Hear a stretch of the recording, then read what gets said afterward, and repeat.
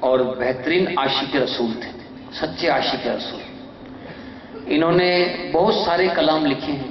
ایک کلام ان کا آپ نے سنا ہوگا، مدینے کا سفر ہے اور میں نمدیدہ نمدیدہ، جبیں افسردہ افسردہ قدم لرزیدہ لرزیدہ۔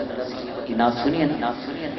اچھا، ان کی ہر نعت میں کوئی نہ کوئی شعر ایسا ہوتا ہے جو آنکھ کے متعلق، کیونکہ یہ آنکھوں سے نابینا تھے، انہوں نے جتنی بھی نعتیں لکھی اللہ ماشاءاللہ کوئی ایک ایسی نعت ہوگی جس میں آنکھ کا ذکر نہیں کیا ہوا، ورنہ ہر نعت میں انہوں نے آنکھ کا ذکر ضرور کیا۔ اس نعت میں بھی آنکھ کے متعلق ایک شعر ہے کہ بصارت کھو گئی لیکن بصیرت تو سلامت ہے، بصارت کھو گئی لیکن بصیرت تو سلامت ہے، مدینہ ہم نے دیکھا ہے مگر نادیدہ نادیدہ۔ ان کا ایک کلام آپ نے اور سنا ہوگا، میں تو خود ان کے در کا گدا ہوں، اپنے آقا کو میں نظر کیا دوں، اب تو آنکھوں میں بھی کچھ نہیں ورنہ یہ آنکھیں ان کی راہ میں بچھا۔ ایک اور بھی کلام سنا ہوگا، فاصلوں کو تکلف ہے ہم سے اگر، اس میں بھی ایک آنکھ کے متعلق شعر۔ تو اسی طرح کئی نعتیں لکھی ہیں۔ انتقال سے پہلے انہوں نے کلام لکھا، اس کا مطلع، نعت کے پہلے شعر کو کہتے ہیں مطلع، آخری شعر کو کہتے ہیں مقطع۔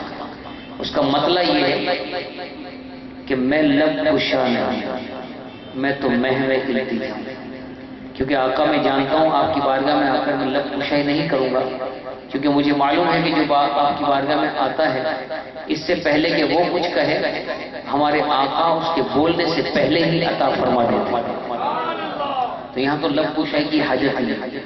تو 5 اشعار میں آپ کے سناتا ہوں بمائی تشریح کے ساتھ۔ ہر شعر پر آپ نے کہنا ہے سبحان اللہ، ہاتھ کا اشارہ جیسے ہی ہو سبحان اللہ کہیے گا۔ مطلع میں کہتے ہیں کیا؟ فرماتے ہیں میں لب کشا نہیں ہوں،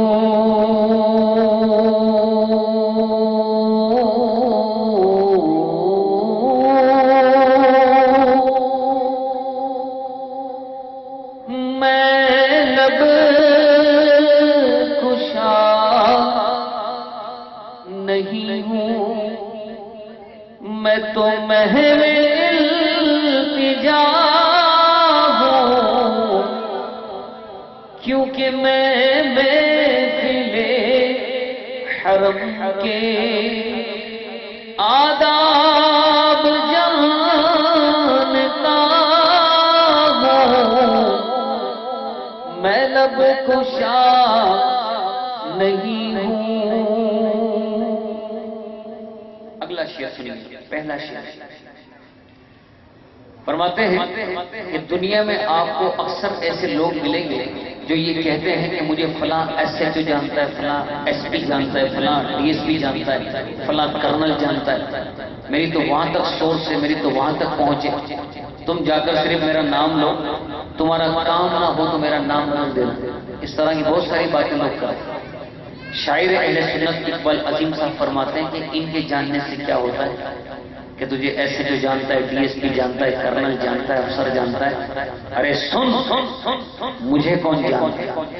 پھر فرماتے ہیں طیبہ کے سب بھکاری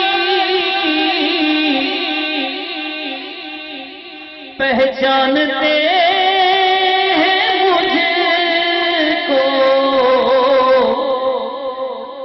مجھ کو خبر نہیں کہ میں اس قدر بڑا ہوں، مجھ کو خبر نہیں کہ میں اس قدر بڑا ہوں، میں لب کشا نہیں ہوں۔ دوسرا شعر اقبال عظیم صاحب کو جب اللہ تعالیٰ نے مدینے کی حاضری کا شرف عطا فرمایا تو یہ مدینے تو پہنچ گئے، اب مسجد نبوی شریف میں انہیں لے کر جائے کون؟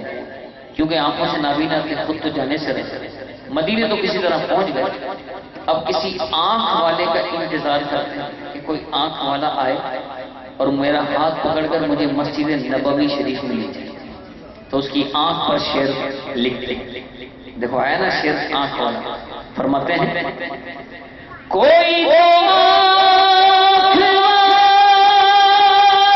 والا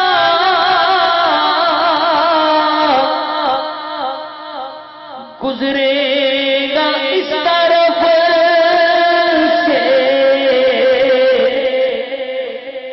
طیبہ کے راستے پر میں منتظر کھڑا ہوں، طیبہ کے راستے پر میں منتظر کھڑا ہوں، پر میں لب کشا نہیں ہوں، کہہ دو سبحان اللہ۔ تیسرا شعر، آنکھ والے شخص کا بہت دیر تک انتظار کیا مگر کوئی آنکھ والا آیا نہیں۔ 1 گھنٹہ گزر گیا، 2 گھنٹے گزر گئے، کافی دیر ہو گئی، کوئی آنکھ والا نہیں آیا۔ تو پھر کیا کیا؟ یہ خود ہی اپنی چھڑی کے اشارے سے چلتے چلتے چلتے چلتے چلتے چلتے مسجد نبوی شریف میں داخل ہو جاتے۔ جب مسجد نبوی شریف میں داخل ہوتے تو جس طرح یہاں لائٹیں لگتی ہیں اس سے کئی گنا زیادہ روشنی والی لائٹ مسجد نبوی شریف میں لگی ہوئی۔ اگر کوئی میلا کچیلا آدمی بھی ان لائٹوں کے نیچے کھڑا ہو جائے نا تو صاف و شفاف نظر آئے گا۔ حاجی صاحب ہمارے بیٹھے ہیں، علامہ صاحب بھی موجود ہے، یہ مدینہ دیکھ کر آئے ہیں ماشاءاللہ۔ جس نے مدینہ نہیں دیکھا وہ اپنے اندر تڑپ پیدا کرو، انشاءاللہ ضرور مدینے جاؤ انشاءاللہ۔ تو جب اندر داخل ہوتے ہیں تو ان چمکدار لائٹوں کی روشنی کی چمک ان کی آنکھ میں پڑتی ہے اور کہیں سے بھینی بھینی خوشبو آنا شروع ہو جاتی ہے۔ داخل ہوتے ہی یہ کہتے ہیں کیا؟ یہ روشنی کیا ہے؟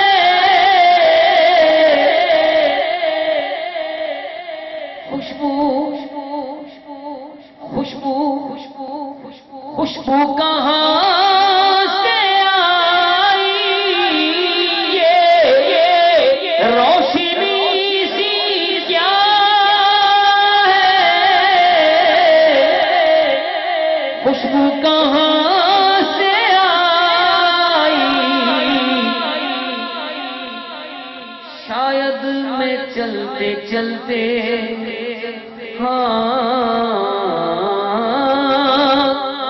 شاید میں چلتے چلتے روزے تک آ گیا ہوں، شاید میں چلتے چلتے شاید میں چلتے چلتے روزے تک آ گیا ہوں، پر میں لب کشا نہیں ہوں۔ سرکار صلی اللہ علیہ وسلم کے دربار میں حاضر ہوئے، روزہ مبارک پر حاضری دی، اپنے لیے دعا کی، سارے مسلمانوں کے حق میں دعا کی۔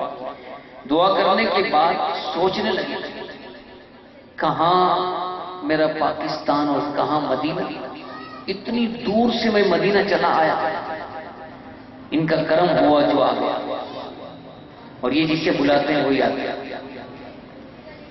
تو جب پاکستان میں تھا تو سوچتا تھا کہ مدینہ کیسا ہوگا، یہاں کی فضائیں کیسی ہوں گی، یہاں کی ٹھنڈی ہوائیں کیسی ہوں گی، خوشبوئیں کیسی ہوں گی۔ گویا پاکستان میں تھا تو روزانہ ایک خواب دیکھتا تھا کہ مدینہ کیسا ہوگا، اور آج سچ مچ مدینہ شریف میں پہنچا ہوا تو اپنے اس لمبے چوڑے سفر کو اپنے شعر میں قلم بند کر کے کیا کہتے ہیں سنیں۔ فرماتے ہیں دور و قریب میں بس ایک بات مشترک تھی، وہ کیا کہ کچھ خواب دیکھتا تھا، اب اس کی تعبیر دیکھنا ہوں، یہاں کچھ خواب دیکھتا تھا، اب اس کی تعبیر دیکھتا ہوں پر میں لب کشا نہیں ہوں کہہ دو سبحان اللہ۔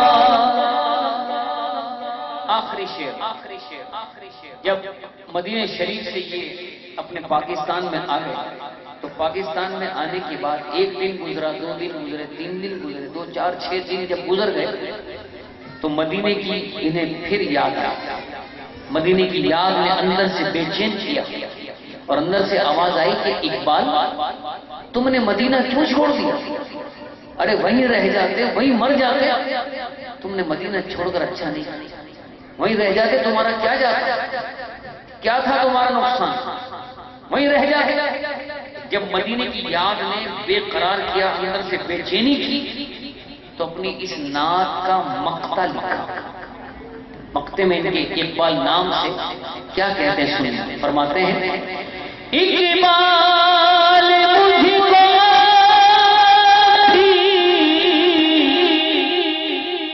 یہ محسوس